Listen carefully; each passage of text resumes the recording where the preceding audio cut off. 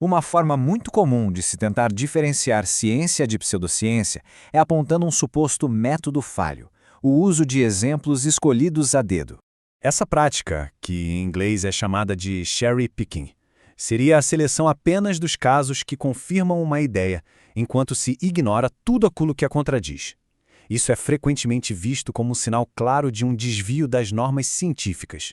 A grande questão é: será que esse critério realmente funciona? Esse comportamento de selecionar dados é de fato exclusivo de áreas consideradas não científicas? A resposta talvez não seja tão óbvia, porque essa mesma prática é um problema bastante conhecido e discutido dentro da própria ciência. E o mais interessante é que as causas disso são estruturais, não são críticas que vêm de fora. Estamos falando de vieses cognitivos, daquela pressão constante para publicar, dos incentivos das revistas científicas por resultados positivos, e até de práticas como o hacking, que é quando a hipótese é criada depois que os resultados já são conhecidos, para que tudo pareça se encaixar perfeitamente. Na verdade, já existem muitas pesquisas documentando que a seleção de dados positivos é um problema recorrente em diversas áreas, da psicologia à economia. Portanto, o uso de exemplos seletivos não serve como um divisor de águas. O que ele revela, na verdade, são as limitações humanas e institucionais inerentes a qualquer processo de produção de conhecimento. No fim das contas, toda pesquisa empírica envolve selecionar dados. É impossível analisar tudo. A questão central não é se há seleção, mas como ela é feita. O processo é transparente, está aberto a críticas. É isso que realmente importa. Afinal, nenhuma observação é totalmente neutra. Sempre parte de alguma premissa teórica. E se olharmos para a história da ciência, percebemos que essa questão está longe de ser nova. Pensemos na teoria da seleção natural de Darwin. Nos seus primeiros estágios, ela se baseava num conjunto bem limitado de observações e analogias. Ou seja, um dos pilares da biologia moderna começou com um corpo de evidências bastante seletivo.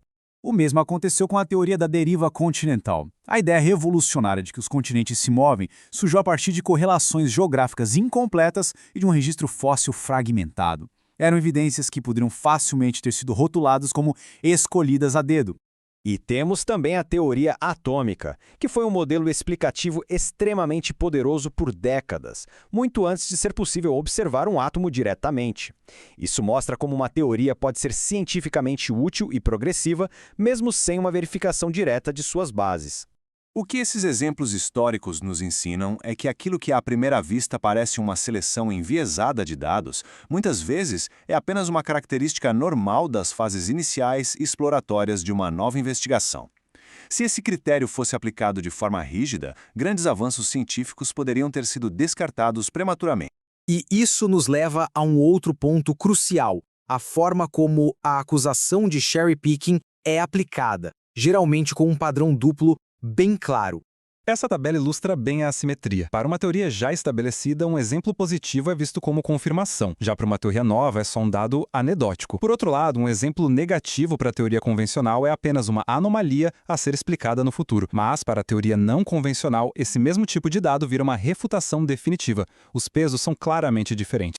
Na prática, o que acontece é que a acusação de selecionar exemplos se transforma numa ferramenta para proteger os paradigmas já existentes. Ela deixa de ser uma avaliação imparcial para se tornar um mecanismo que pode reforçar estruturas de poder e suprimir hipóteses inovadoras.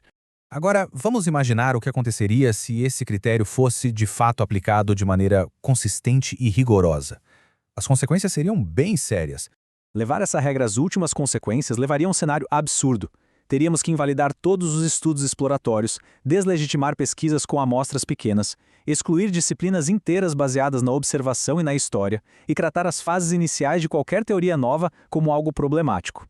Fica claro que o critério só é aplicável de forma arbitrária. Então, qual é a conclusão a que chegamos depois de toda essa análise? Em resumo, o critério dos exemplos escolhidos a dedo falha. Ele confunde um viés que é geral, presente em toda a produção de conhecimento, com algo específico da pseudociência. Ele ignora que toda observação já é, de certa forma, seletiva, e desconsidera como as teorias científicas realmente nascem e se desenvolvem.